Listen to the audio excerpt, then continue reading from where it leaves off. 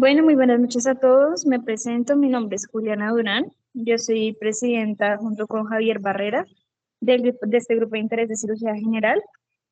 Hoy como tema tenemos la isquemia mesentérica, presentado por dos miembros activos del grupo. También tenemos como invitado al doctor Diego Sierra, él es cirujano general y profesor del posgrado de cirugía general de la Universidad de La Sabana. Entonces, pues demos inicio a nuestras expositoras y pues darle la bienvenida al doctor por estar acompañándonos el día de hoy.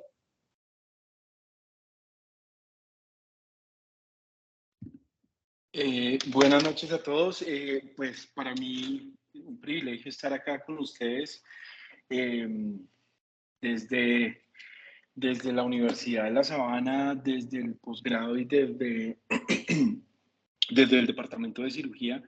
Pues siempre hemos celebrado un poco estas reuniones que nacen desde ustedes, desde pregrado, desde estudiantes. Estos grupos de interés, pues digamos que tienen un valor especial porque es el interés que ustedes le ponen a estos temas y a esta especialidad que tiene una carga académica y unos contenidos muy interesantes para ustedes dentro de la formación. Entonces, nada, mil gracias por la invitación, a Juliana y a María José y a Lisset por la presentación. Y yo creo que podríamos empezar, no sé, la dinámica al final, las preguntas o comentarios, digamos, que podamos hacer, supongo que las dejaremos para el final. Entonces, de nuevo, gracias y aquí estamos.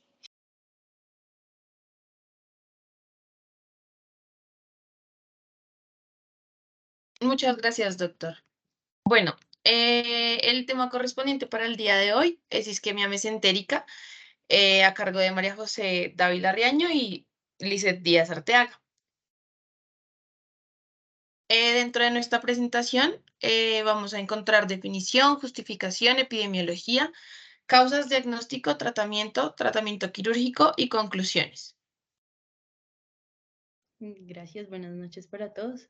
Entonces, pues para comenzar con el tema, importantísimo reconocer pues qué es la isquemia mesentérica a grosso modo, donde pues como definición tenemos que es la interrupción del flujo sanguíneo, ya sea por una embolia, por una trombosis o por el estado de bajo flujo, que esto pues a su vez va a condicionar al daño celular debido pues a una disminución del aporte de oxígeno y nutrientes, y pues esta a su vez se puede clasificar ya sea en extensión, es decir, si hablamos de una disminución del flujo en el intestino delgado, en el intestino grueso o en órganos sólidos, como se conoce la isquemia esplénica. O pues ya sea por el tiempo, en función de la rapidez y el grado de la obstrucción, ya sea pues aguda o crónica. Entonces, dale siguiente, por favor. Pues para entender un poco más cómo se va a presentar la clínica, pues en estos pacientes que presentan la isquemia mesentérica debemos conocer un poco de la anatomía y de la fisiología. Entonces, pues de manera inicial vamos a tener tres vasos súper importantes en la irrigación intestinal, el cual va a ser el primero, pues el tronco celíaco, que este va a derivar de la aorta abdominal, lo vemos en la imagen del centro, donde pues este va a irrigar o va a dar ramas a la arteria gástrica izquierda, a la arteria hepática común, que pues esta a su vez se va a dividir a la gastroduodenal y a la hepática propia, que lo vimos también en la charla anterior de anatomía, y como tercera rama pues a la arteria esplénica. Y en general, pues este tronco celíaco va a vascularizar a la porción distal del esófago hasta la segunda porción duodenal, o pues como lo conocemos, el duodeno descendente. Ya en cuanto al segundo vaso importante, vamos a tener a la imagen del lado izquierdo la arteria mesentérica superior, que pues esta también es de origen de la aorta abdominal, y esta va a irrigar desde la tercera porción del duodeno hasta el colon transverso y la flexura esplénica. Esto es súper importante, esta es la arteria que más afectada se va a ver, como más adelante lo vamos a explicar. Y pues esta también a su vez va a generar una circulación colateral, que ahorita pues también se las voy a mencionar. Y esta va a dar unas ramas que es a la pancreatoduodenal, a la ileal, a la yeyunal, y a la ileocólica, pues que también lo conocemos como la rama iliobiseco-apendiculocólica, que pues todo el nombre da como el significado hacia dónde va a irrigar. Entonces, pues a la porción ileal, a las dos porciones del ciego, porción apendicular y porción cólica, derecha. Y pues como tercera rama importante de la irrigación intestinal tenemos a la arteria mesentérica inferior, que es la que vemos en la imagen de la derecha, que pues esta va a irrigar desde la flexura esplénica hasta el colon,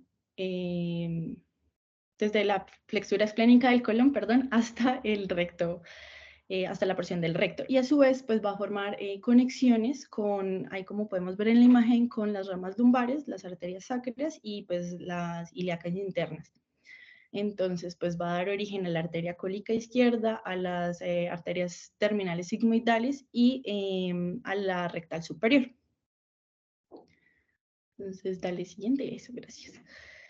Entonces, como lo mencionaba anteriormente, pues vamos a tener lo que es la circulación colateral, que pues esto es importante porque van a ayudar como a compensar en esos estados de isquemia a la misma circulación intestinal, pues que esto a su misma vez lo hace como un poquito menos susceptible a que se genere isquemia. Entonces, vamos a tener varios punticos ahí de circulación colateral, entre ellos pues el punto de Kirk, que es la arteria pancreática dorsal, el punto de Buehler, que pues este sí se presenta muy pocas veces, entre un 1 o un 4% de la población, que es entre la aorta con el tronco celíaco. También vamos a tener la anastomosis entre la arteria mesentérica superior y el tronco celíaco, que pues va a ser el punto pancreatoduodenal.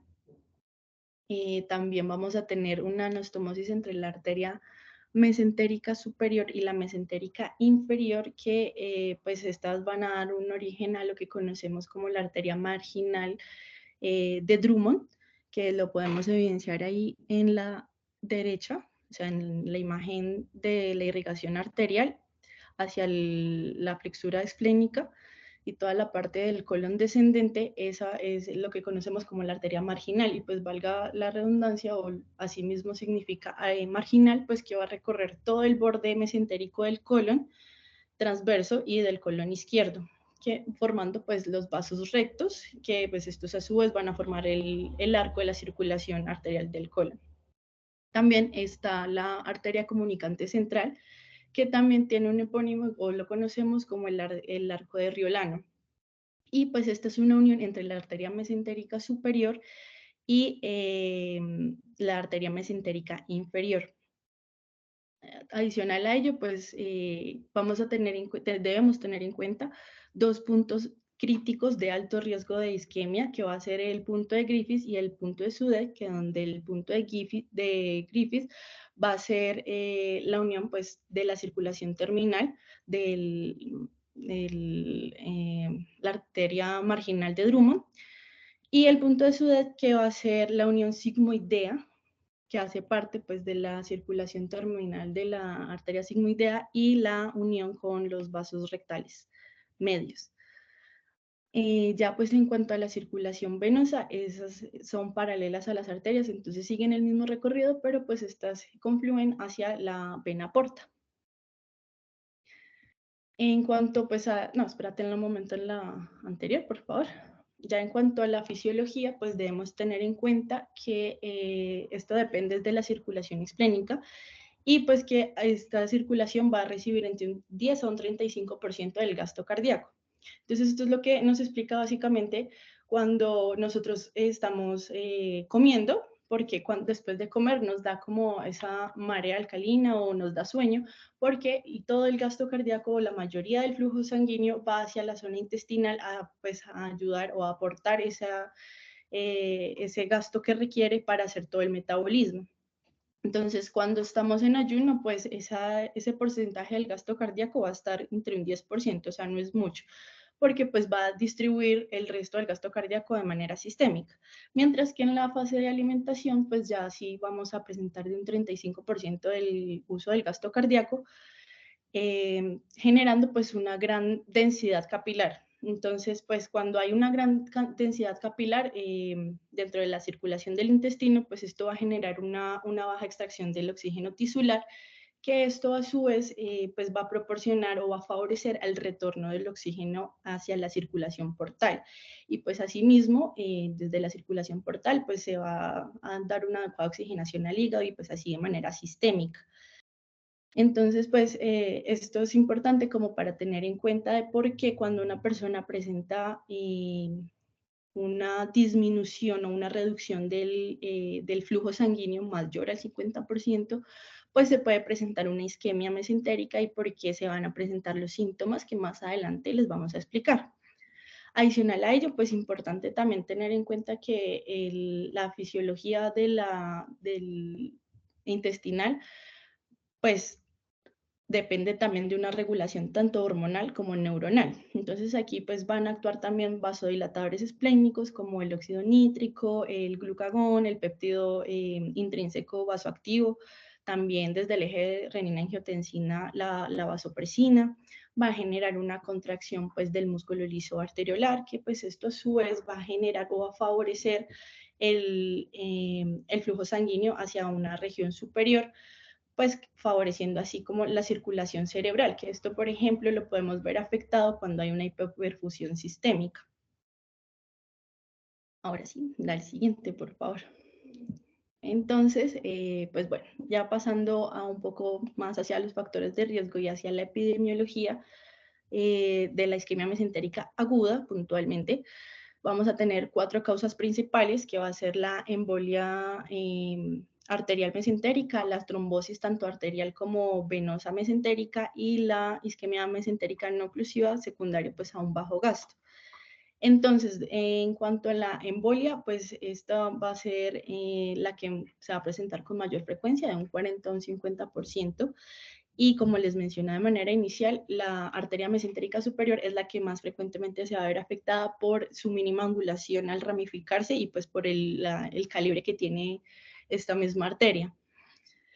Entonces, pues esto la hace susceptible a que los émbolos se ubiquen justo donde está la porción distal del origen de la arteria mesentérica. Entonces, pues va a afectar las primeras ramas yeyunales y la cólica proximal o hasta la media, hasta la arteria cólica media. Entonces, pues como factor de riesgo vamos a tener pacientes que tengan fibrilación auricular principalmente o un infarto agudo miocardio recurrente. Estos dos son como los más prevalentes como factores de riesgo en esta alteración, en esta causa. Pues ya puede ser también presentado por insuficiencia cardíaca congestiva, miocardiopatías, embolias por lesión aórtica o arterioscleróticas. Ya en cuanto a la trombosis, pero de origen arterial, esta sí se va a presentar en menor medida de un 25 a un 30%, y pues esta va a ser una afección un poquito más amplia. Entonces, también se debe a la misma ubicación o al mismo origen de la arteria mesentérica superior. Y pues dentro de los factores de riesgo van a estar las personas con arteriosclerosis, dislipidemia, hipertensión, diabetes, deshidratación, síndrome antifosfolipídico y factores procoagulantes como las terapias con estrógenos, neoplasias o incluso el embarazo. Ya en cuanto a la trombosis venosa, pues esta se va a presentar un poco más en poblaciones jóvenes y pues se presenta de un 5 a un 10%. Dentro de los factores de riesgo, pues los síndromes de hipercoagulabilidad, el embarazo, los anticonceptivos orales, las enfermedades inflamatorias subyacentes, las neoplasias. Otras causas pueden ser las infecciones, también enfermedad renal crónica, cirrosis e hipertensión. Y la isquemia no oclusiva se presenta entre un 20 y un 30%, pero pues como les decía anteriormente, pues esta es más secundaria a un bajo gasto. Entonces, no tiene que ver tanto con la anatomía del vaso, sino que es secundaria a una disminución del gasto cardíaco y una vasoconstricción que se presenta por otras enfermedades subyacentes, como por ejemplo pues el shock, los estados hipovolémicos como las quemaduras, la deshidratación, también trastornos cardíacos, diálisis también, y pues en estos pacientes es súper importante estarlos monitorizando o prestarles un poquito más de atención, porque pues además de que están en UCI, además de que tienen un alto requerimiento de vasoactivos, y pues cuando presentan una isquemia mesentérica, pues tienen una alta morbimortalidad hasta de un 80%, debido pues a, uno, que son pacientes de edad avanzada, y dos, pues que a veces el diagnóstico puede ser retrasado. Entonces, pues esto proporciona como un mayor riesgo a mortalidad.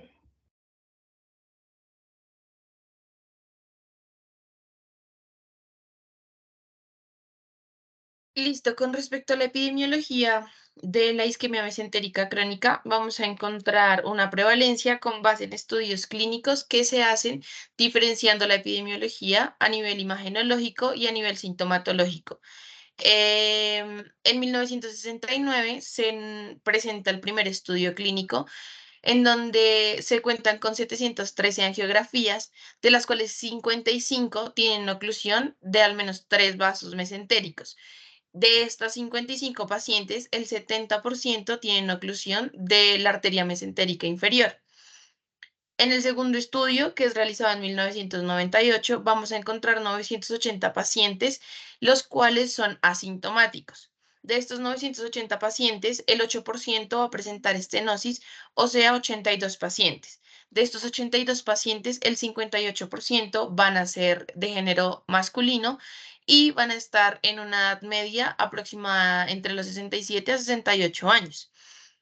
Y de estos 980 pacientes, el 4% va a ser sin sintomatología, pero va a presentar oclusión al momento de realizar la imagen, que en este caso pues sería la angiografía.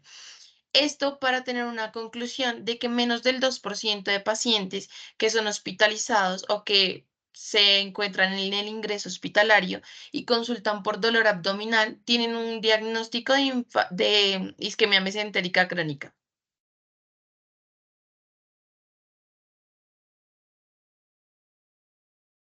Con respecto a los factores de riesgos de la isquemia mesentérica crónica, pues se van a incluir cualquier afección que va a reducir la perfusión pues, al intestino o que va a predisponer la embolia arterial mesentérica, como María José ya lo había dicho.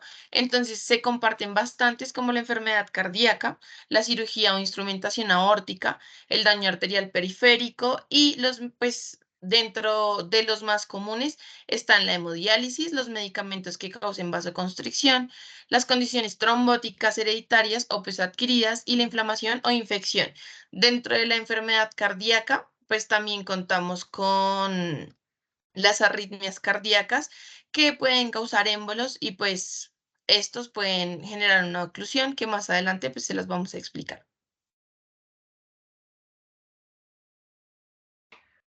Listo. Entonces, pues una vez explicado como, o bueno, teniendo en cuenta la parte de la fisiología, la etiología y parte de la epidemiología, pues es un poquito como más fácil redefinir los conceptos de qué es una isquemia mesentérica aguda, qué es una isquemia mesentérica crónica, qué es una colitis isquémica y qué es una isquemia visceral. Entonces, en cuanto a la isquemia aguda, vamos a tener que es una reducción abrupta del flujo sanguíneo, pues de la circulación intestinal, de una magnitud suficientemente alta como para comprometer las necesidades metabólicas y amenazar pues potencialmente con la vida o con la viabilidad de los órganos. Entonces, pues es una aparición repentina de la hipoperfusión. En cuanto a la isquemia crónica, pues también la conocemos como angina intestinal, y pues esta se refiere a una hipoperfusión episódica o continua del intestino delgado que suele producirse en pacientes con estenosis u oclusiones de multivaso de las arterias mesentéricas. En cuanto a la colitis isquémica, pues es debido a una alteración de la circulación sistémica de manera transitoria, pero este es del intestino grueso. Y pues la visceral es una hipoperfusión de los órganos sólidos, pues en este caso como de la circulación esplénica. Dale, siguiente. Gracias. ya pues para profundizar un poco, tener en cuenta las etiologías de la isquemia mesentérica, tanto aguda como crónica. En la aguda vamos a tener en cuenta, como ya se les había mencionado anteriormente, la embolia arterial mesentérica, la trombosis, tanto arterial como venosa, y los estados de bajo gasto, pues que en este caso se traducen como una isquemia mesentérica no oclusiva. Dentro de la crónica, pues vamos a tener la estenosis arteriosclerótica de orígenes de arterias celíacas o mesentéricas, la cobertura inadvertida de los vasos viscerales, que esta pues es secundaria a una reparación endovascular de un aneurisma de aorta abdominal, la displasia fibromuscular por una oclusión o estenosis de la arteria visceral, compresiones de los pilares diafragmáticos y síndromes compresivos del eje celíaco, que pues esto se traduce a una compresión por parte del ligamento arcuato. Ya dentro de otras causas menos comunes está la vasculitis, la disección arterial, hernias internas, las bridas, los vólvulos, incluso una obstrucción intestinal también puede generar una isquemia, los traumatismos mesentéricos y arteritis por radiación o de manera autoinmune. Entonces, dale siguiente, por favor. Entonces, por oclusión arterial vamos a tener que está la embolia mesentérica, como ya lo habíamos hablado, de origen cardiovascular, y la trombosis mesentérica secundaria ya pues a arteriosclerosis, a aneurismas, deficiencias de factores de coagulación, vasculitis, síndromes de hipercoagulabilidad. Entonces ahí en la imagen A podemos ver que lo que señala la flecha blanca es una embolia de la arteria mesentérica superior, donde pues se implanta o está de origen distal a la arteria. Mientras que pues en la imagen de la derecha, o sea, la imagen B, se muestra un émbolo que implica más o menos las 2/3 partes del origen de la arteria mesentérica superior, y la que señala con la flecha negra son una calcificaciones que evidencian una placa ateromatosa, que también pues generan la estenosis de la arteria mesentérica superior. Dale siguiente, por favor. De carácter por trombosis venoso, pues está secundario a, como ya lo he mencionado, a deficiencias de factores de coagulación como la antitrombina 3, la proteína C, la proteína S, las neoplasias, el embarazo, el consumo de medicamentos como anticonceptivos orales, pues van a generar también trombosis venosa en este caso. Y en las imágenes pues se traduce a la oclusión también de la arteria mesentérica superior, donde pues va a generar un edema de la pared por la misma trombosis venosa y va a presentar algo característico que se llama el signo de Diana, donde va a haber pues por el mismo edema de la pared, entonces va a haber un hiperrealce de la mucosa con la serosa y una hipodensidad pues en la submucosa. Esto pues secundario al engrosamiento de la pared intestinal a expensas de la submucosa, pues por el edema de la misma submucosa. Dale siguiente, por favor. En cuanto a la isquemia mesentérica no oclusiva, pues esta ya es secundaria a un bajo gasto. También se encuentra mucho en pacientes que estén pasando por procesos sépticos intraabdominales como la apendicitis, las pancreatitis, las perforaciones gastrointestinales, los abscesos, la diverticulitis, la colangitis, las neoplasias también en algunos casos y los traumatismos abdominales.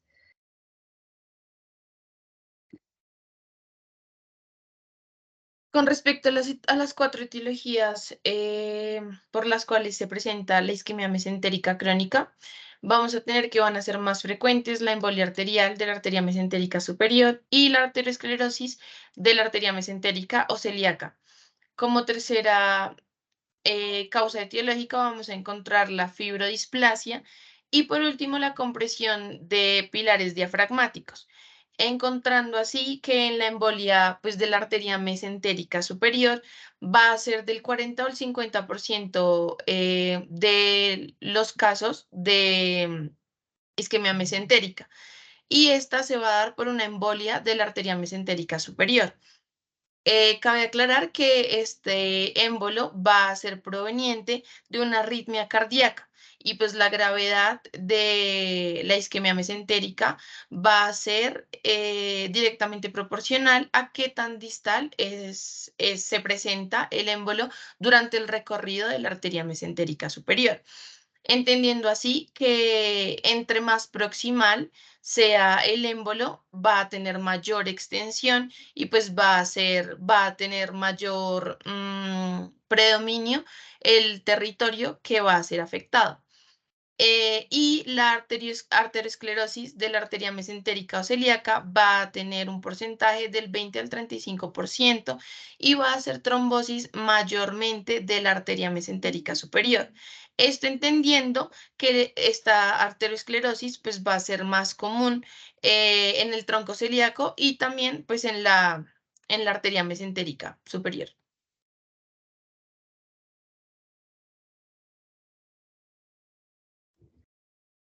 Listo, entonces en cuanto a las manifestaciones clínicas de la isquemia mesentérica aguda, vamos a tener que va a ser una sintomatología inespecífica que va a imitar otros cuadros abdominales, por eso es importante también descartar pues otros enfermedades o otros diagnósticos diferenciales. Y pues en la mayoría de los pacientes van a presentar un dolor que se conoce como desproporcionado al examen físico.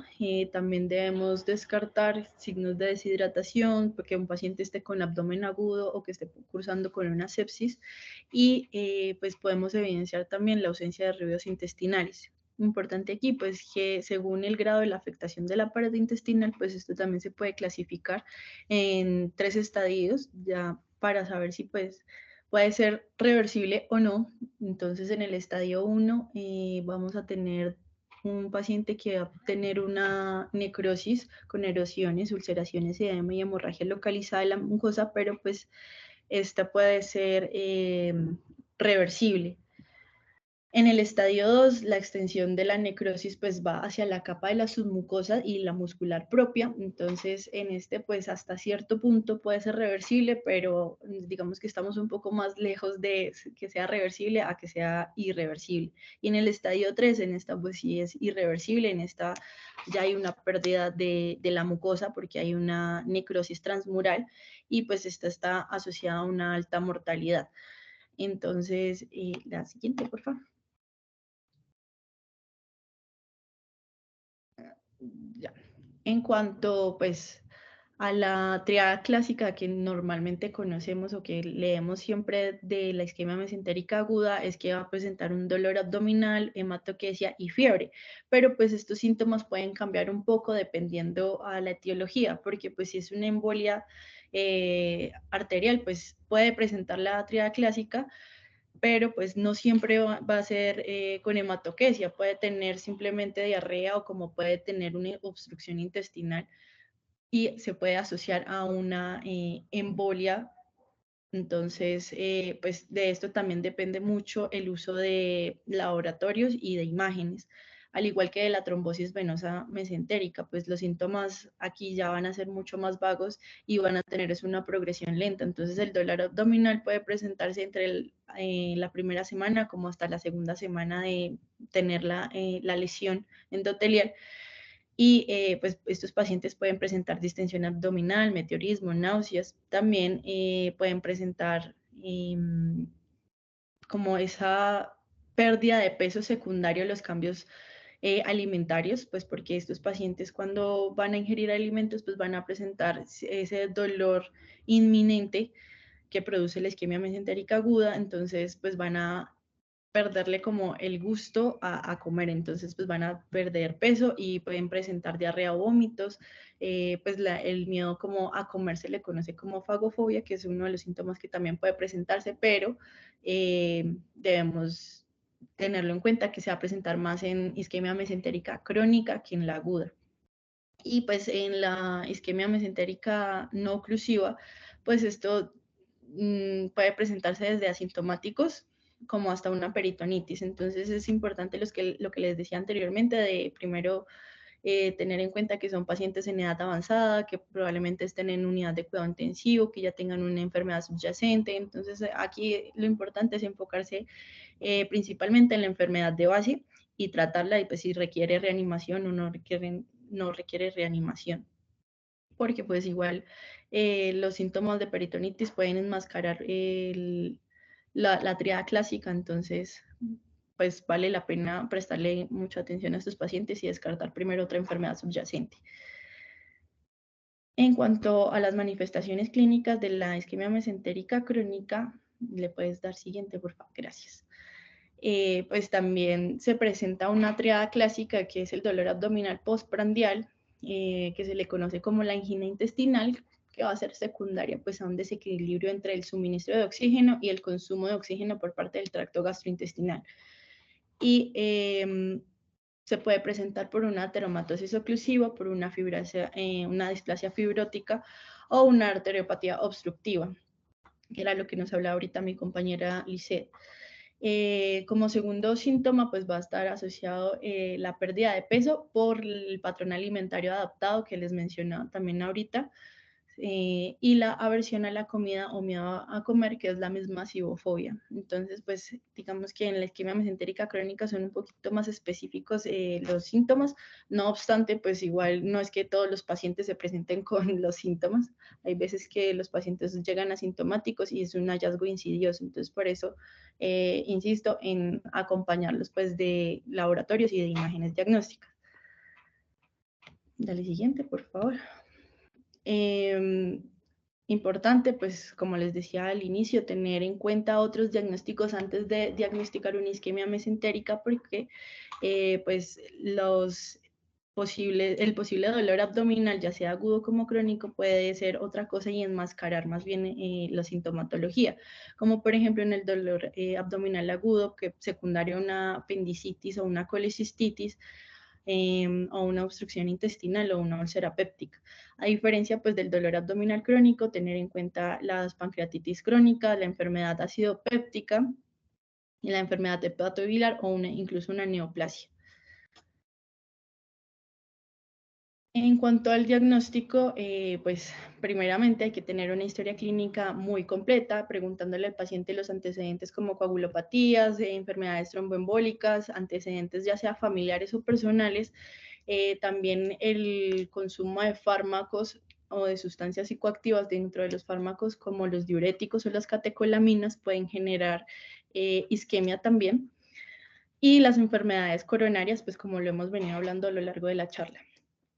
En cuanto a la exploración física, pues importante tener en cuenta los puntos dolorosos, que lo hablamos también en la charla pasada, y pues que nos ayudan, digamos que, a enfocar el diagnóstico, ya sea, no sé, en una apendicitis con los puntos clásicos, o en una colicistitis, coledocolitiasis, o incluso una pancreatitis. Pues ya una vez descartados estos puntos, recurrimos también a la monitorización del paciente, súper importante, porque las manifestaciones clínicas pueden presentarse en eventos sistémicos o locales. Entonces, pues una hipoxia tisular pues va a llevar a una vasoconstricción, y cuando hay una reperfusión hay una liberación de los radicales libres y la activación de neutrófilos. Entonces esto va, en cuanto a los laboratorios, por ejemplo, en el hemograma se va a traducir a una leucocitosis y unos gases arteriales con una acidosis metabólica y una lactatemia. Entonces, pues si va a perpetuar la hipoxia, va a haber necrosis de la pared, y pues si ya evoluciona una necrosis de la pared, pues ahí vamos a tener una falla orgánica múltiple o una posible peritonitis. Entonces, pues hay que actuar rápido, hay que tener en cuenta que el factor fundamental aquí son los gases arteriales, porque pues son los que nos van a determinar la lesión tisular y la hipoxia tisular, porque pues podemos pedirles electrolitos, el paciente puede presentar también una hiperlactatemia o una hiperamilasemia, o en los tiempos de coagulación puede generar hemoconcentración, pero pues lo que nos va, digamos que, ayudar un poquito más a saber si el paciente está presentando una lesión tisular son los gases arteriales. Bueno, importante aquí también, pues si uno evidencia alteraciones en los laboratorios, pues no dudarlo 2 veces, hospitalizar al paciente, colocar vías, hidratación y pues consultar de una vez con cirugía general para brindarle como una atención rápida al paciente y no prolongar tanto ese diagnóstico de isquemia mesentérica.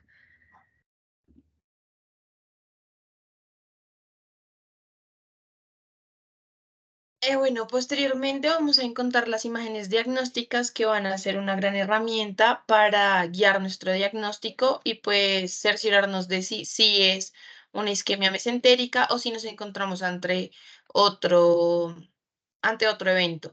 Entonces, en primera instancia vamos a encontrar el ecodoppler, que pues nos va a servir para identificar si hay o no vascularización correcta.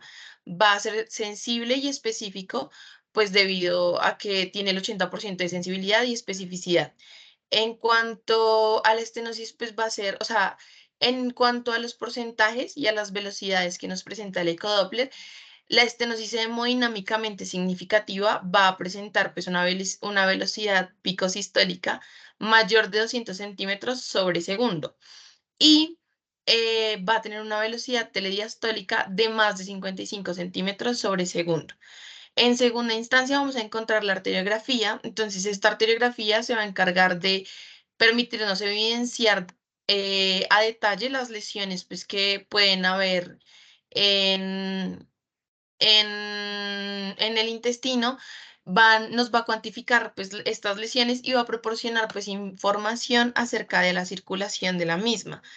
La angiotomografía computarizada va a proporcionar pues, información acerca de la vascularización abdominal, pero esta información va a ser mucho más detallada y nos va a permitir identificar si dentro de este tejido puede haber, perdón, si dentro de la vascularización puede haber una estenosis y nos va a permitir categorizarla. El estado clínico del intestino también nos va a dar mucha información acerca del momento en el que estamos, si es un evento agudo o un evento crónico, la perfusión de los órganos sólidos y pues esta angiotomografía computarizada tiene una sensibilidad y una especificidad del 95 pues al 100%. También encontramos la angioresonancia magnética nuclear. Esta pues nos va a presentar una imagen de alta calidad y va a ser eh, un examen que vamos a obtener en corto tiempo, pero pues está contraindicada básicamente por el uso pues, de gadolinium en pacientes con fallo renal. Y pues estos pacientes pueden desarrollar una fibrosis sistémica debido al uso de este. Y por último vamos a tener una tonometría. Esta tonometría se va a realizar por medio pues, de un tonómetro y se va a realizar una medición de la PCO2. Esta PCO2 se va a medir en la luz intestinal y pues nos va a permitir saber a nivel gástrico y a nivel intestinal el volumen de sangre que es movido como tal. Dentro de estos 5 exámenes, el que vamos a elegir debido pues a su menor costo, a su velocidad y a su amplia disponibilidad, va a ser la angiotomografía computarizada. Dentro de esta angiotomografía computarizada, vamos a encontrar que vamos a poder diagnosticar diferentes patologías, tales como la isquemia aguda, vamos a poder encontrarnos con un posible engrosamiento de la pared intestinal, que es lo que María José nos hablaba ahorita, nos va a poder evidenciar si hay presencia de trombosis o de infarto pues, de algún órgano sólido.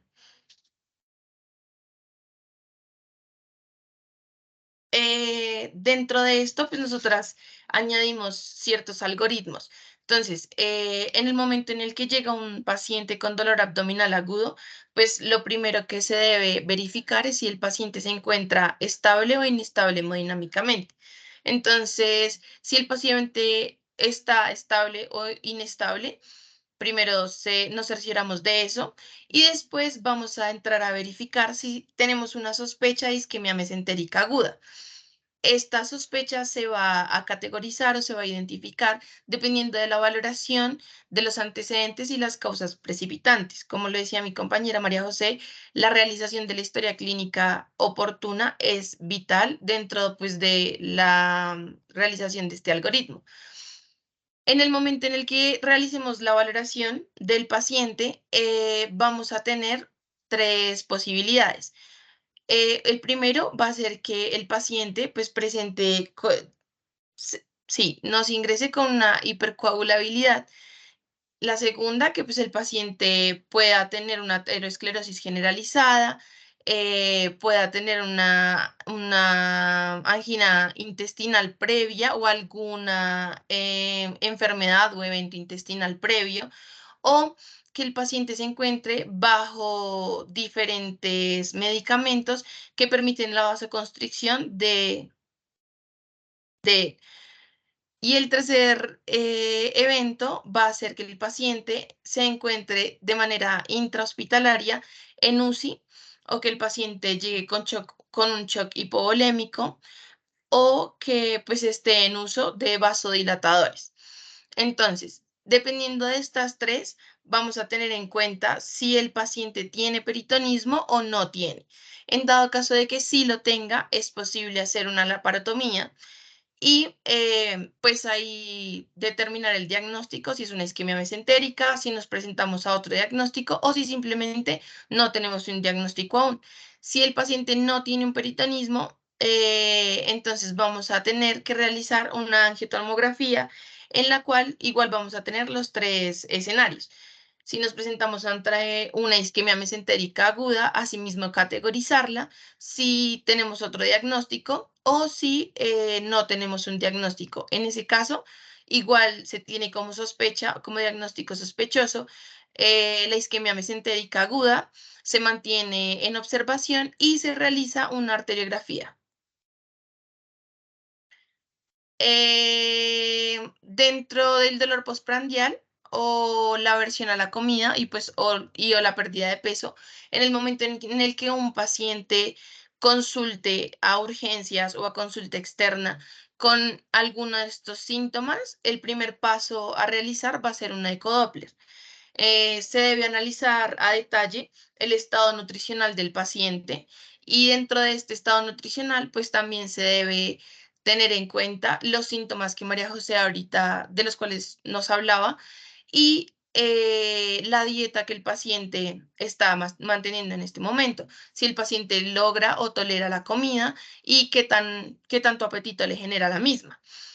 En este caso, es pertinente mejorar la nutrición y pues tomar pautas de antiagregación en dado caso de que la sospecha sea mayor ante la isquemia.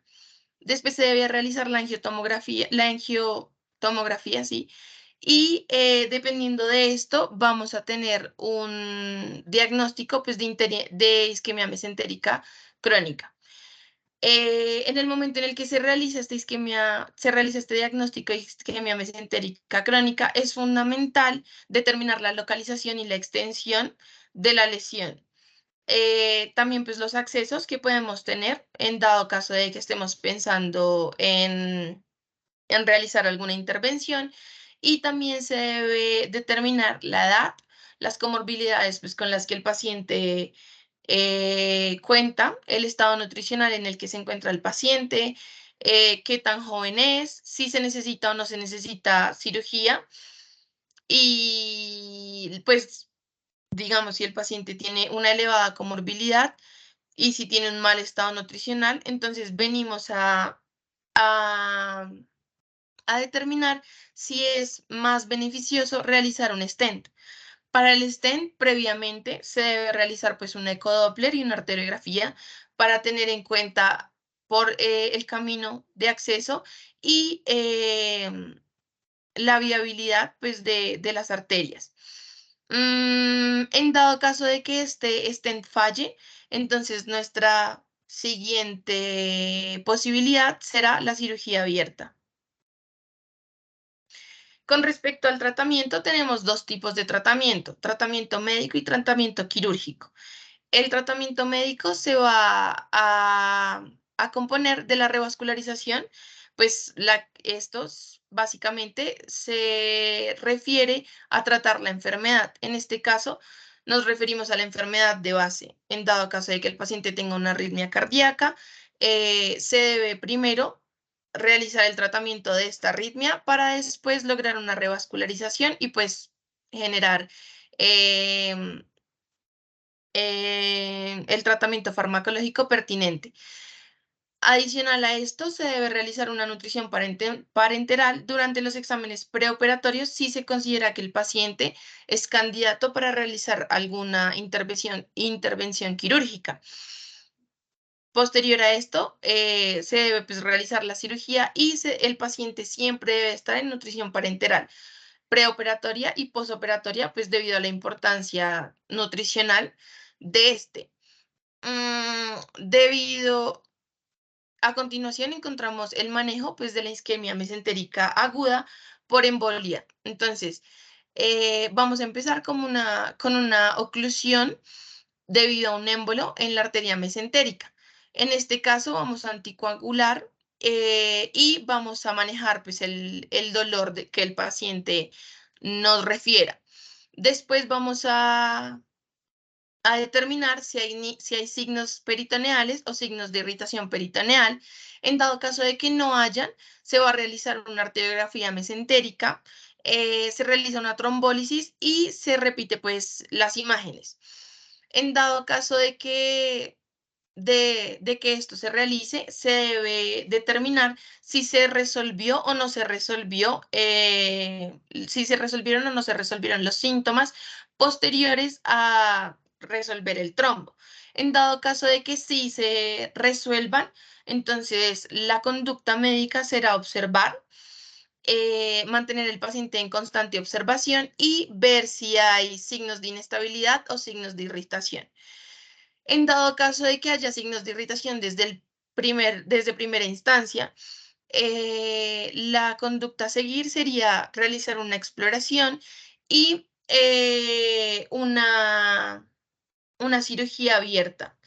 Entonces, dentro de esto, la cirugía abierta pues puede tener dos caminos. El primero va a ser pues una cirugía que sea únicamente para generar una revascularización o y pues asimismo,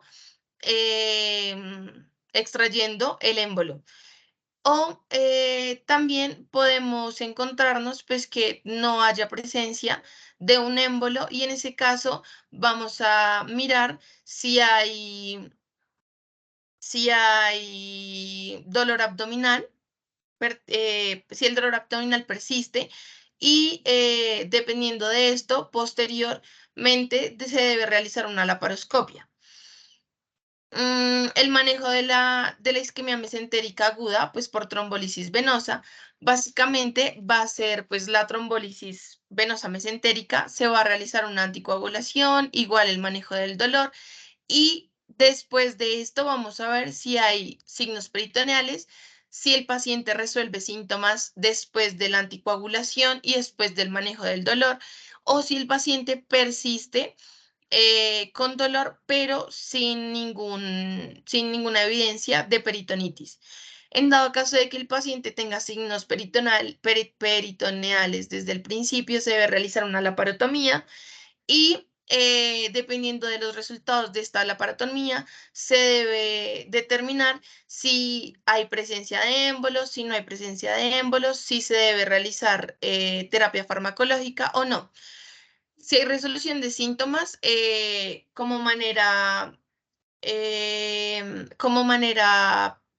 sí, de acción temprana, se debe realizar una anticoagulación oral y si persiste pues los síntomas si persiste el dolor sin ningún síntoma peritoneal, se deben igual repetir las imágenes y se deben verificar pues que no haya presencia de trombos. Todo esto debe estar acompañado pues de un manejo de la dieta y de una constante observación pues del paciente. Ahora bien, con respecto al tratamiento quirúrgico, vamos a tener 4 signos que van a ser los fundamentales para determinar si hay o no hay tratamiento quirúrgico, esto mediante la angiotomografía. El primero va a ser la pared intestinal adelgazada, el segundo va a ser la ausencia del realce parietal, el tercero va a ser la atonía isquémica y el cuarto va a ser el engrosamiento parietal. Teniendo en cuenta pues estos 4 signos angiotomográficos, entonces se va a definir o no la pertinencia de realizar una cirugía y esto pues con el fin de disminuir los síntomas que el paciente viene presentando. Y pues asimismo el posible infarto mesentérico y mejorar el estado nutricional del paciente. Dentro de este tratamiento quirúrgico vamos a encontrar que tenemos diferentes técnicas, tales como la derivación anterógrada, la derivación retrógrada, el endarterectomía aórtica y visceral, qué pena, con reimplante visceral o sin él. Y por último, la endarterectomía visceral aislada. La técnica a usar va a depender completamente del cirujano y va a depender básicamente del territorio que va a estar comprometido en el momento de realizar las imágenes previas. En dado caso de que al realizar una de estas imágenes nos encontremos con una patología, con una isquemia mesentérica aguda, la cual es encontrada de manera precoz. Entonces, en este caso, la vía a manejar va a ser pues la estrategia endovascular. Y esta va a ser por medio del aspiration, staining and thrombolysis. Entonces, esto va a ser para restablecer el flujo dentro del intestino y así impedir pues que se genere una isquemia mesentérica y que ésta pueda avanzar y pues presentarnos un infarto mesentérico.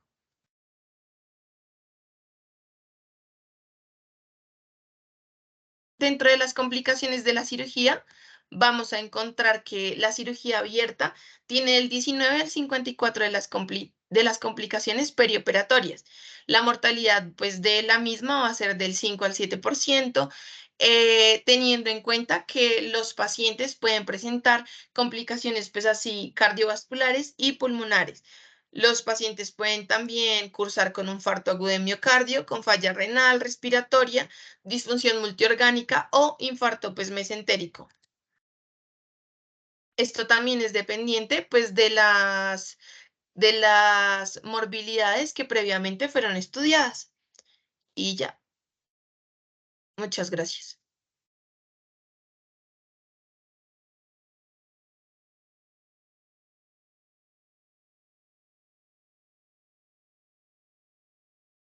Muchas gracias, chicas. ¿Alguno tiene alguna duda?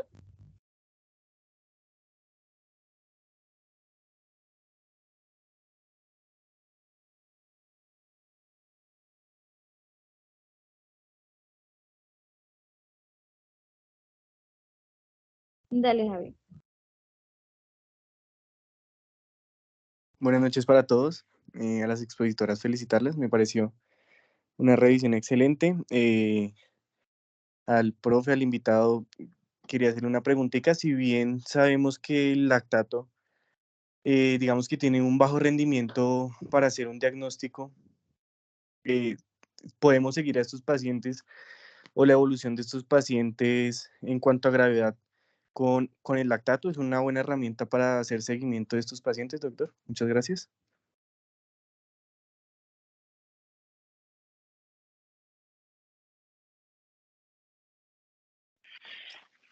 Bueno, buenas noches. Bueno, antes de responder la pregunta de Javier, pues nada, primero felicitarlas, muy buena revisión, una revisión muy completa, extensa, digamos, pero se abarcó absolutamente todo el tema.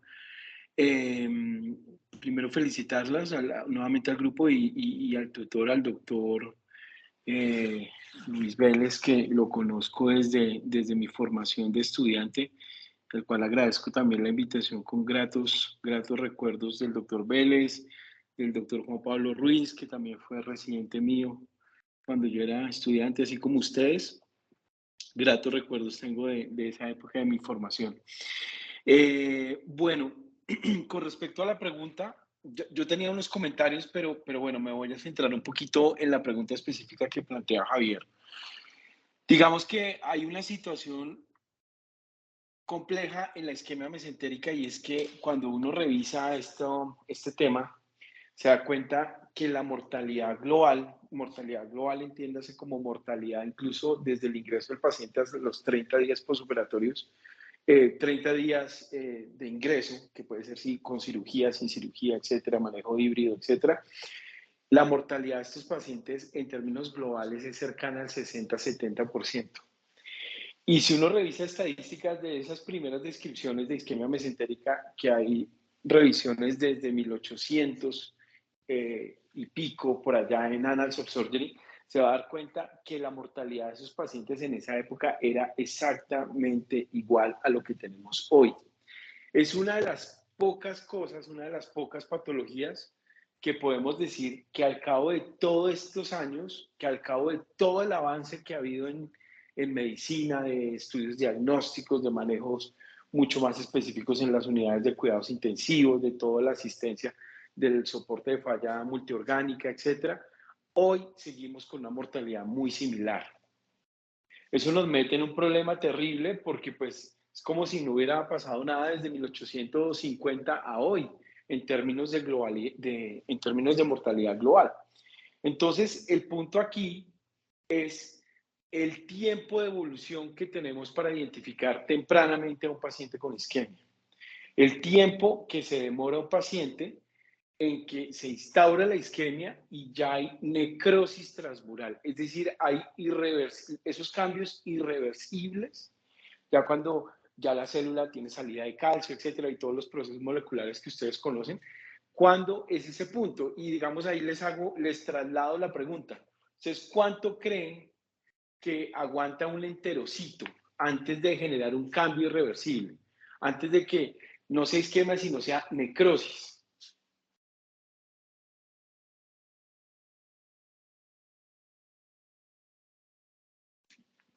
Así más o menos en términos grandes. ¿Cuánto creen que un enterocito de isquemia ya se convierte a necrosis? Cuando ya no podemos hacer nada, sino simplemente resecar el intestino. Tal vez de 2 a 5 días, doctor. Ok, bien. Sí, ¿alguien habló? Sí, qué pena. Yo creería que deben de ser horas nomás para pasar de isquemia a necrosis. Perfecto, estoy de acuerdo contigo. ¿Cuántas horas? Yo les digo a mis estudiantes con el método del PUAI, ¿cuántas horas? 12 a 18. 3-4 horas. Entonces, miren que, digamos que cuando se empieza a instaurar la isquemia, empieza a haber unos cambios en las vellosidades, lo primero que sufre es la mucosa, por eso el despulimiento de la mucosa y hay sangrado digestivo, por eso planteabas que en algunos pacientes había hematoquexia, pero todo ese proceso sigue, de hecho a los 15 minutos ya hay cambios en las vellosidades. A las 3 horas hay isquemia transmural y a las 6 horas hay necrosis transmural. En 6 horas ya no hay nada más que hacer diferente a entrar a quitar intestino, a resecar intestino, porque ya es un cambio irreversible. Ahora, pongámonos la mano en el corazón, ustedes que ya han estado en sitios de práctica, ya han estado en hospitales, que ya empiezan a tener contacto con pacientes. Cuando llega un paciente de estos con dolor abdominal y bueno, todo lo que contamos ahorita, ¿quién piensa en isquemia mesentérica? ¿Quién piensa en, uy, este paciente tiene isquemia mesentérica, llamemos ya al cirujano, hagámosle una arteriografía, hagámosle una angiotaca, anticoagulémoslo, establezcamos acá una reanimación? Pongámonos la mano en el corazón y este paciente lo ve primero medicina general, dice, bueno, vamos a pedirle una ecografía, hagámosle unos paraclínicos y lo volvemos a revalorar. El que lo tiene que revalorar dice, ay, venga, ¿será que ya salieron esos paraclínicos? Revaloran los paraclínicos. Oiga, sí, yo no sé, este paciente no está bien, no va bien. Empecemos reanimación guiada por metas. Pidámosle una ecografía mientras lo trasladan a la ecografía. llega a la ecografía no va a decir nada diferente a que hay asas dilatadas y algo de líquido libre, y entonces dicen, no, pero siguen sin cuadrarme, llamemos al cirujano, el cirujano está en quirófano, y baja a verlo, y en ese tiempo ya pasaron las 6 horas. Si somos sinceros, en nuestro sistema las cosas funcionan así. Y esas 6 horas son el tiempo de oro que teníamos para hacer algo diferente, ¿sí? Entonces aquí el reto, muchachos, y se los planteo de esta forma, es tratar de identificar tempranamente a estos pacientes. La única forma de que no se nos mueran estos pacientes, la única forma de que disminuyamos la mortalidad efectiva en estos pacientes es identificarlos tempranamente. Entonces, y miren que ahí me meto en el tema del lactato porque todas las cosas que ustedes plantearon ahorita, que la acidosis metabólica, que los productos de la anaerobiosis, que el lactato, los leucocitos, etcétera, el rendimiento diagnóstico de eso no es tan alto. Rendimiento diagnóstico me refiero a la suma de sensibilidad, especificidad, valor predictivo, positivo, negativo, etcétera. Si ustedes miran, no es tan alto. Un paciente de estos puede tener 12.000 leucocitos, 13.000 leucocitos o tener 6.000 leucocitos y tener necrosado la mitad del intestino, ¿sí? El pH y la acidosis metabólica con hiperlactatemia lastimosamente también son tardíos, porque es que, ¿qué nos está diciendo eso? Que la célula está en anaerobiosis, o sea, que está por la vía diferente, o sea, la producción de energía, la glicólisis y todo esto está por la vía anaerobia, que entre otras cosas produce menos moléculas de ATP. Entonces, ¿qué pasa? Que se han intentado y van a encontrarse estudios tratando de buscar biomarcadores para tratar de identificar tempranamente a estos pacientes. Y ahí aparecen unas moléculas como la glutatión transferasa, el FBAP, que es el Fat Acid Binding Protein, el lactato de estrógiro, que no es el lactato normal, sino es de lactato, en el que la elevación tempranamente de estos biomarcadores hace que uno identifique tempranamente estos pacientes.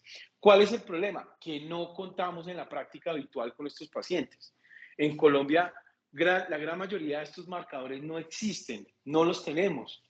Si tuviéramos algunos de estos, cualquier paciente que entre con dolor abdominal, que tenga factores de riesgo mayor de 65 años y que entra, se nos prenda el chip y digamos, esto pues es una esquema mesentérica, lo identificamos tempranamente y activamos todo. Porque es que en urgencias cuando alguien entra con dolor torácico, todo el mundo piensa que puede tener un infarto, pero nadie piensa que un dolor abdominal puede ser una isquemia mesentérica. Entonces, digamos que el mensaje grande es a tratar de identificar esto. Hay unas escalas y unos scores predictores que, digamos, tienen algunas variables como el hematocrito, pero hay una cosa que quiero que también tengan muy en la cabeza y es el D-dímero. El dímero D tiene un valor predictivo negativo cercano al 98%. ¿Eso qué quiere decir?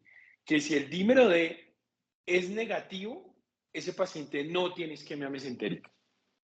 Si el dímero D es positivo, pues sí puede tener isquemia, puede tener otra cosa, puede tener una pancreatitis, puede tener otra cosa diferente, pero si es negativo, o sea, la importancia es si ese dímero D es negativo. Pues cuando sospechen un paciente que tenga isquemia mesentérica, háganle un dímero D. No lo tiene, perfecto, puede tener otra cosa igual de grave, lo que sea, pero no tiene isquemia. Si es positivo, ahí la cosa cambia. ¿Listo? Hay una cosa específica que quería hacer, aparte de esto que acabo de decir. Hay una cosa que es muy llamativa al examen físico y digamos en el contexto del paciente, que es importante y es la disociación entre la gravedad del caso, entre la gravedad del paciente y el examen físico abdominal. Me explico. Un paciente de estos llega en una situación muy grave. La mayoría llegan inestables, en acidosis metabólica, en shock, hipovolémico, refractario, y tú le pones volumen y no mejoran las tensiones, no mejora la reanimación guiada por metas, no aclara el lactato, este paciente está muy malo, pero el abdomen es blando, depresible, Le duele, pero no tiene irritación peritoneal. Y eso es muy importante, porque ustedes se van a enfrentar a pacientes de esas mismas características, pero el abdomen es en tabla. Claro, un paciente que tiene un abdomen en tabla, tiene una peritonitis, una perforación, una peritonitis secundaria, se rompió el apéndice, un divertículo, etcétera. Pero este paciente normalmente tiene un abdomen blando. Y esa disociación entre la gravedad del paciente y un abdomen blando es lo que nos debe hacer pensar también en isquemia mesentérica. ¿De acuerdo? Entonces, ¿cuándo cambia ese examen físico? ¿Cuándo se convierte esto en un abdomen en tabla o con claros signos de irritación peritoneal? En una fase muy tardía, cuando el paciente se perfora. Porque recordemos que la isquemia llega a necrosis y la necrosis termina en perforación. ¿De acuerdo? Entonces, otro elemento también a tener en cuenta el examen físico cuando vayan a ver a estos pacientes, se enfrenten a estos pacientes, la disociación que hay en el examen físico. Y otro punto que me parece llamativo recalcarlo, y un último punto que me parece llamativo, es esa diferenciación que yo creo que quedó muy bien reflejada en la presentación que hicieron, pero me gustaría recalcar, y es la diferenciación en, digamos, en el embolismo mesentérico, que corresponde a alrededor de un 40-50%, o sea, la gran mayoría de isquemias mesentéricas va a ser por un émbolo, va a ser una arritmia, una fibrilación auricular, que el trombo viaja y llega finalmente a la mesentérica superior. Pero la diferenciación con una trombosis arterial, ya el trombo no viene del corazón o de otro foco, sino el trombo se está formando ahí in situ en la arteria. Y eso tiene una diferenciación sutil en cuanto a la presentación del clínico. Un trombo que llega, o sea, un embolismo, es un paciente que estaba perfectamente y empezó con un dolor agudo, intenso, porque el trombo llegó en ese momento. Ahora, hay una cosa importante. Cuando un trombo se dispara del corazón, en una arritmia, por ejemplo, no se dispara selectivamente a la circulación mesentérica. Entonces, piensen que estos pacientes pueden tener un trombo también en una extremidad. Entonces, hasta un 20-30% de los pacientes tienen una isquemia crítica en una pierna. Entonces, siempre que valoren estos pacientes, hagan un examen físico muy juicioso de arriba a abajo, porque se van a encontrar que a lo mejor una pierna está completamente fría, ausencia de pulso, etcétera, ¿sí? Así como también el trombo puede viajar a la carótida y terminar con un accidente cerebrovascular, ¿sí? A diferencia de la trombosis arterial, donde el trombo se está formando ahí in situ. In situ quiere decir que el trombo ahí en la arteria mesentérica se está formando. Como se está formando y eso es progresivo, ese es el cuadro no es agudo, sino es una situación donde el paciente cuando requiere más demanda de flujo sanguíneo en la arteria mesentérica, que es cuando uno come, ¿sí? Es cuando le duele y es lo que planteábamos de citofobia. Citofobia con S, no con C, es el miedo a comer, ¿sí? Entonces, digamos que hay que interrogar muy bien a los pacientes, porque esos pacientes le cuentan a uno perfectamente cuando uno le dice, venga, ¿usted come y le duele? Sí, doctor, yo cada vez que como le duele. Entonces, eso los lleva a que no coman, a que pierdan peso, ¿sí? A que le tengan una animadversión a la comida, sobre todo, por ejemplo, a carnes, eso está descrito. Entonces, claro, este paciente llega con dolor después de comer, ha perdido peso, entonces todo el mundo dice, no, tiene un síndrome constitucional, esto es un tumor, y entonces empieza a hacer una elucubración por allá buscando un tumor, y resulta que lo que tiene es una isquemia crónica por una trombosis arterial. Ahora, en algún momento, ese trombo puede generar tal compresión, cuando ya ocupa más o menos el 70% de la luz, que ya incluso sin comer le va a doler. Y es cuando eventualmente hace algo agudo y viene. Pero es fundamental que identifiquen esos dos cuadros, el embolismo y la trombosis arterial. Y por último, esa trombosis venosa no solamente es en pacientes jóvenes. En pacientes jóvenes, cuando lo vemos, hay que descartar todos esos síndromes de hipercoagulabilidad, déficit de proteína S, de proteína C, la antitrombina, etc. Pero recuerden los estados procoagulantes, sobre todo en pacientes con tumores. A lo mejor esa es la manifestación de un tumor. A lo mejor el paciente tiene un tumor que nadie ha visto, nadie sabe, nadie ha estudiado, pero como tiene un estado de hipercoagulabilidad, termina siendo una trombosis venosa. Por ejemplo, en el embarazo. Por ejemplo, un escenario que nosotros vimos frecuentemente y al que nos tocó enfrentarnos es en los pacientes con COVID. Vimos una cantidad de isquemias mesentéricas que no habíamos visto nunca. Yo, desde que soy estudiante, en la cabeza siempre he tenido que la isquemia mesentérica es de gente mayor, de gente por encima de 80 años, con todas esas comorbilidades que ustedes muy bien describieron. Pero en la pandemia nos encontramos trombosis venosas en pacientes de 20, 30 años, con resecciones intestinales masivas. Entonces, también es otro factor a tener en cuenta. ¿Listo? Esos eran mis comentarios. No sé si aclaré un poquito la duda o si me extendí un poquito más, pero quería recalcar un poquito en eso.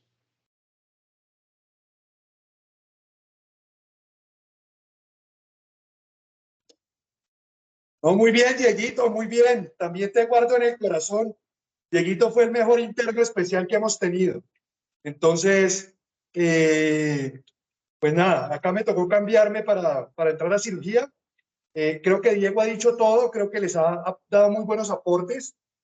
La presentación también me gustó mucho porque le hicieron con todas las posibles etiologías y pues eso me parece que está bien extenso y no solamente hicieron la isquemia arterial trombótica, que es la que uno ve. Les ha dado un tip buenísimo, que es el tema de que uno no empieza a hacer ese diagnóstico de primera vez, o sea, no ingresa el paciente y uno piensa en ese diagnóstico, generalmente de descarte y por eso termina operándolo tardíamente y termina operándose unas complicaciones de la isquemia mesentérica. Y el tip del dímero D, ténganlo siempre ahí en su mente. Bueno, él les ha explicado ya cuál es la importancia y el valor predictivo y me parece una herramienta importantísima para que la tengan ustedes ahí en lo que hacen normalmente. Bueno, acá me estoy lavando y los dejo. Dieguito, muchas gracias por ayudarnos. Ojalá podamos juntarnos un poco más acá en la parte de pregrado para que nos ayudemos con los estudiantes y podamos construir cosas con ellos. Bueno. Claro que sí, Luchito, y acá también en la Universidad de La Sabana los brazos abiertos para todos y para ustedes que Luchito sabe que también acá en el corazón. Un abrazo. Un abrazo. Muchas gracias, se cuidan.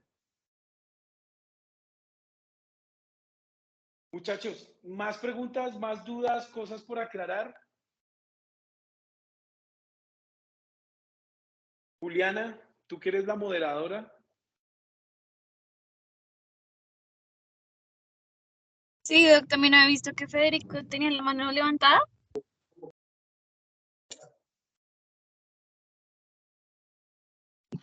Buenas noches.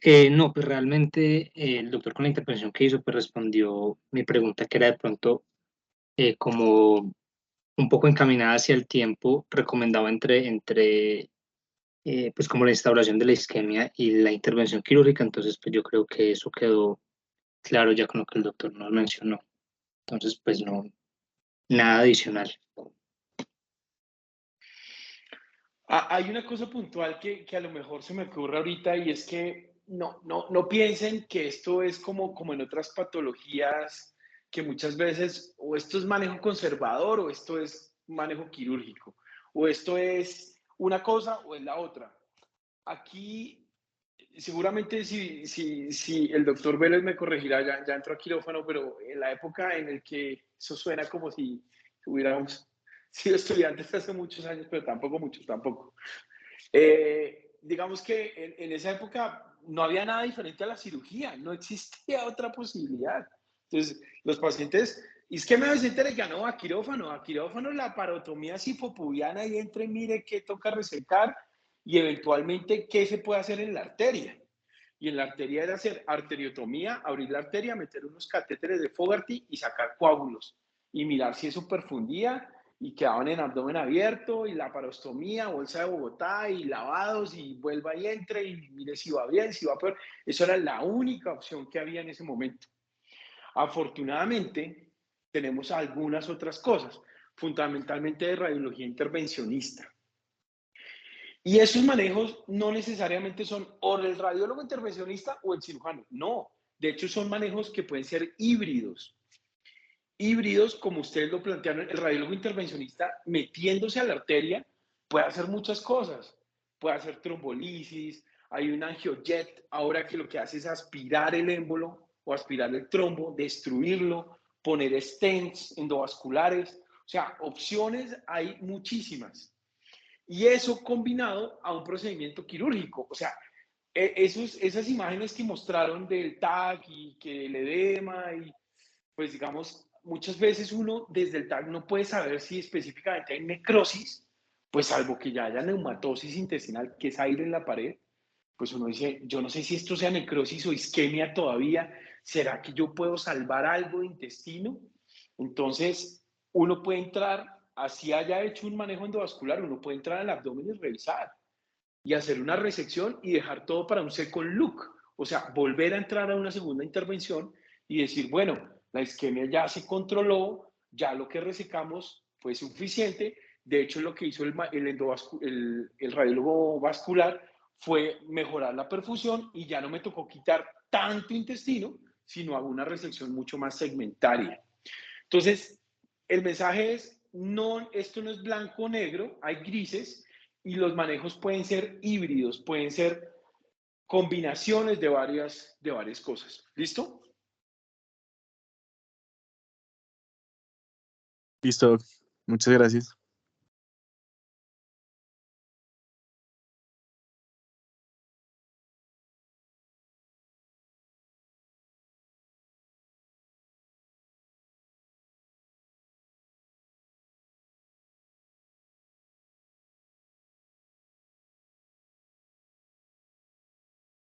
Juliana, ¿algún otro comentario? ¿Pregunta? No, doctor, yo creo que eso sería todo por la charla, ¿verdad? Muchísimas gracias a todos por asistir. Muchísimas gracias también a usted, doctor, por asistir a la charla y por todos los comentarios, de verdad. No, a ustedes de nuevo, a las dos presentadoras, a María José y a Alicia y a ti, Juliana, por la organización. Desde aquí, desde la Universidad de La Sabana, puertas abiertas. Incluso nosotros también tenemos un grupo de interés que ha tenido también algunas actividades. Nosotros también tenemos unas reuniones específicas. Hay un gran round que hacemos bimensual y también cordialmente invitados, incluso de forma presencial. Tratamos muchos temas, así como ustedes, de todo esto de patología quirúrgica, incluso no quirúrgica. También hablamos de historia de la medicina. Bueno, tenemos varias cosas. Entonces también invitadísimos acá, cuando quieran me contactan o me contactan a través del doctor Vélez y ahí estamos. Entonces, pues nada, un abrazo a todos y ya nos veremos. Muchas gracias. Doctor, buenas noches, hasta luego. Gracias a usted, doctor, que tenga buena noche. Muchas gracias. Hasta luego, muchísimas gracias.